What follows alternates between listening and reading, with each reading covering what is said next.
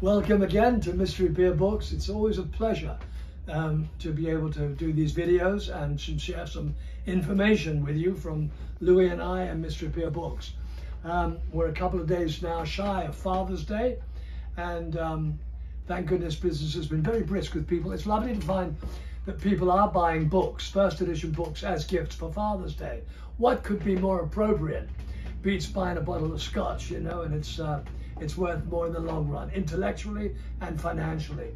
You know, people often ask, well, what is the value of first edition? Well, since books escalate much more rapidly than art, one takes into consideration how many books were published of a book the very first time it came out. A classic Hemingway book, for example, like For Whom the Bell Tolls, were 100,000 copies.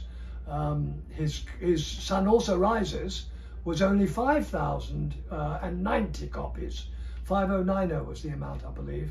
And then you get things like Carrie, Stephen King's Carrie, 30,000 copies. Animal Farm, today's classic, one of my favorite authors, my favorite, George Orwell, Animal Farm, 4,000 copies. And had many, many rejections, one of which a publishing house said, no, we don't want animal stories, right? There's Animal Farm here. There's the first edition of Animal Farm. And even more collectible is, this is the advance confidential copy of Animal Farm. This was it says here it was coming out. It gives you the date of when it was going to be released. You know, and there's 1984. There's 1984. The original title of this was The Last Man in Europe. And there were 20,000 copies released in the United States, the first production, and in the UK, 26,000 copies. That's a great gift for Dad on Father's Day. And then of course there's Gatsby.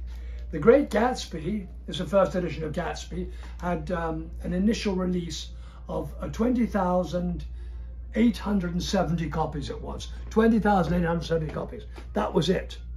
And then, you know, Ulysses, when Ulysses came out, and there is Ulysses, 1,000 copies. That was it. That's it. And that's the US first edition. All of these make wonderful gifts for Father's Day. And of course, what about this? Wimbledon, signed for the tennis-loving dad. And there's Tiger Woods for the golf-loving dad. Whatever it is, please come to us. It's always a pleasure to have people come in here and enjoy the atmosphere here. You don't have to buy, come and look, and Louis and I will enjoy your company. Thank you once again.